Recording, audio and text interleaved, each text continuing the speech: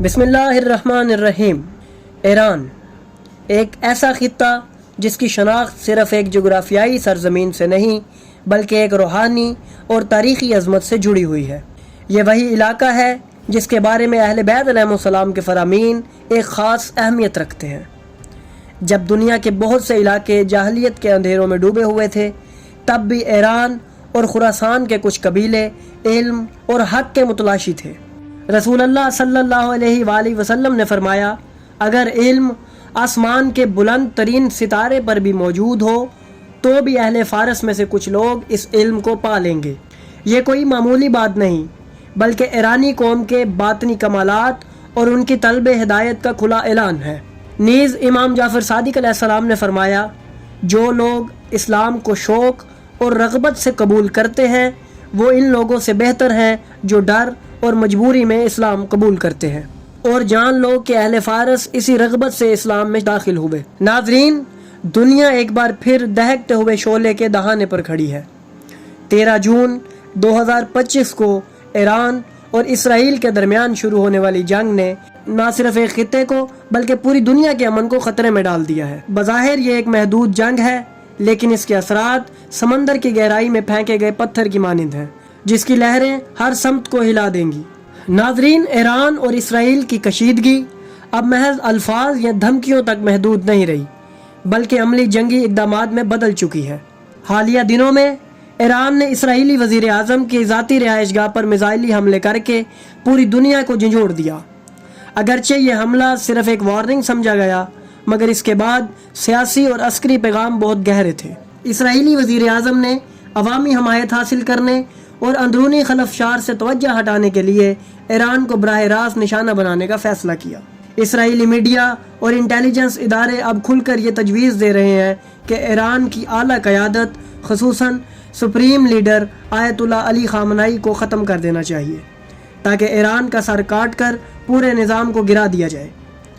یہ بات کوئی خفیہ نہیں رہی کہ اسرائیل اب محض دفاعی پالیسی نہیں بلکہ پیشگی حملے کی پالیسی اپنا چکا ہے، اور اس میں امریکہ کھل کر اس کا ساتھ دے رہا ہے۔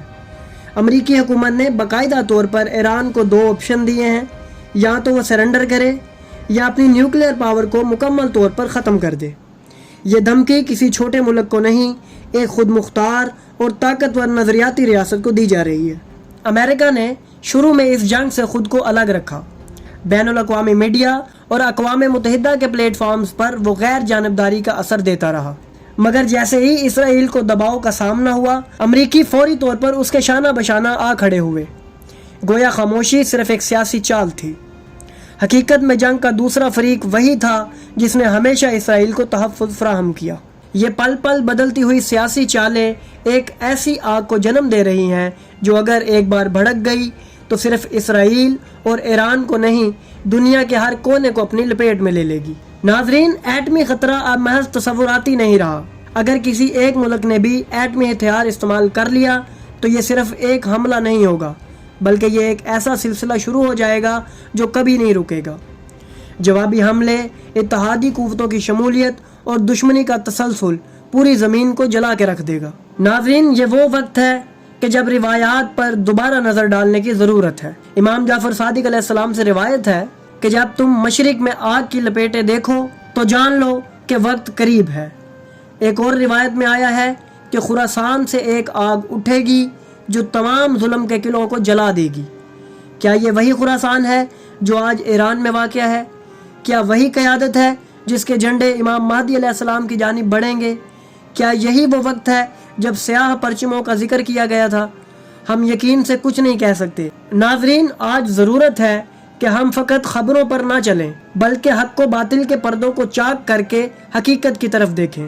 اسرائیل کی طرف سے اشتعال انگیزی، عالمی قوتوں کی خاموشی، شمولیت، ایران کی غیر متزلزل مزاحمت سب کچھ بتا رہی ہے کہ ایک بڑا فیصلہ کن مرحلہ قریب آ چکا ہے۔ ہمیں بیدار رہنا ہوگا، خاموش تماشائی نہیں بننا بلکہ اس شعور کو پھیلانا ہوگا جو روایات نے ہمیں صدیوں پہلے عطا کیا۔ تو ناظرین، اگر آپ کو ہماری یہ کاوش پسند آئی تو ہماری ویڈیو کو لائک کریں، ہمارے چینل کو سبسکرائب کریں اور بیل آئیکن کو بھی دبا دیں تاکہ آپ کو ہماری آنے والی مزید ویڈیوز ملتی رہیں اور آپ علم سے مستفید ہوتے رہیں۔